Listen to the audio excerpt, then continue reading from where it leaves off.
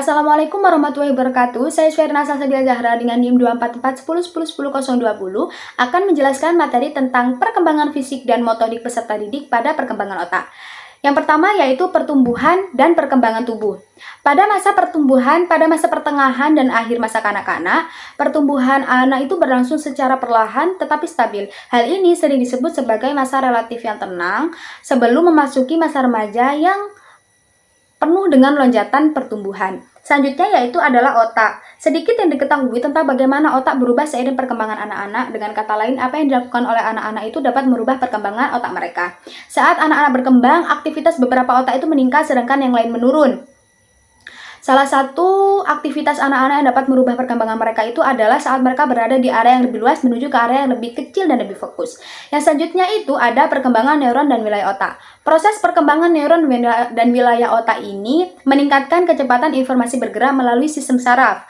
Para peneliti telah menemukan sistem menarik dari koneksi sinaptik di mana koneksi yang digunakan itu lebih kuat dan lebih mendalam, sedangkan yang tidak digunakan akan digantikan dengan jalur yang lain. Selanjutnya ada perkembangan pada masa pertengahan dan akhir. Volume otak menjadi stabil pada masa pertengahan dan akhir ini, tetapi perubahan signifikan dalam berbagai struktur dan wilayah ini tetap terjadi. Selanjutnya ada perkembangan remaja. Seiring dengan perkembangan berbagai bagian tubuh lainnya, otak ini berubah pada masa remaja, di mana korpus kalosum, tempat zat menghilangkan belahan otak kiri dan kanan itu menebal pada masa remaja ini, sehingga memungkinkan kemampuan remaja untuk memproses informasi. Selanjutnya itu ada otak dan pendidikan anak. Kaitan lain yang sering dipromosikan antara ilmu saraf dan pendidikan otak itu adalah periode kritis dan sensitif, yang dimana pada pembelajaran biologis ini merasa lebih jelas, lebih efektif, dan lebih mudah dipahami daripada saat mereka berada di pembelajaran selanjutnya. Yang selanjutnya itu ada perkembangan motorik. Dalam masa ini, perkembangan anak-anak itu terlihat lebih lancar dan terkoordinasi daripada saat mereka melakukan pembelajaran saat masih kecil, dan pada perkembangan motorik ini anak laki-laki jauh lebih mengungguli anak perempuan. Nah, dalam perkembangan motorik ini anak-anak itu dapat dilihat perkembangannya pada saat mereka usia 6 tahun. Di sini pada saat usia 6 tahun di sini anak-anak sudah mulai bisa melakukan hal-hal kecil seperti memalu, menempel, mengikat tali sepatu dan lain sebagainya. Lalu pada usia 7 tahun mereka sudah mulai stabil. Mulai stabil di sini dalam artian mereka sudah bisa melakukan hal-hal sendiri. Mereka sudah bisa memilih apa yang mereka inginkan, dan pada usia 8 tahun di sini mereka sudah mulai mandiri. Mereka sudah bisa melakukan hal-hal sendiri tanpa meminta bantuan kepada orang lain, dan juga dapat merangkai kata-kata sendiri. Lalu pada usia 10-12 tahun di sini anak-anak sudah bisa menunjukkan karya atau keterampilan yang mereka buat itu sama seperti yang dibuat oleh orang dewasa. Lalu selanjutnya ada latihan atau eksersis.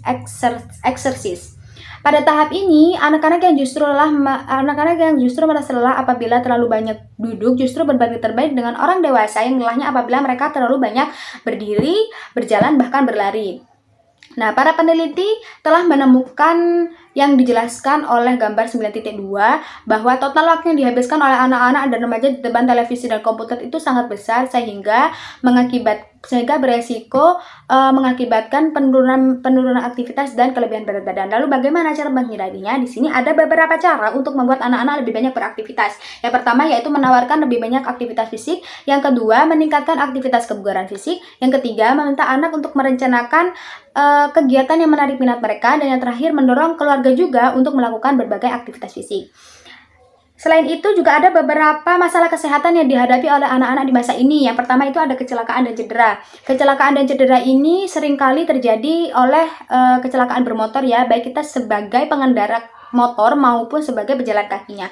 Lalu yang kedua itu ada kelebihan berat badan. Kelebihan berat badan juga sering mengakibatkan terjadinya berbagai penyakit seperti penyakit paru-paru, lalu masalah pinggul, diabetes, hipertensi, dan peningkatan kadar kolesterol. Lalu yang ketiga itu ada penyakit kardiovaskular. Penyakit kardiovaskular ini adalah penyakit darah tinggi yang dimana pada tahun 1998 sampai 2006 itu banyak sekali remaja di Amerika Serikat yang mengalami penyakit tersebut. Dan yang terakhir adalah penyakit kanker.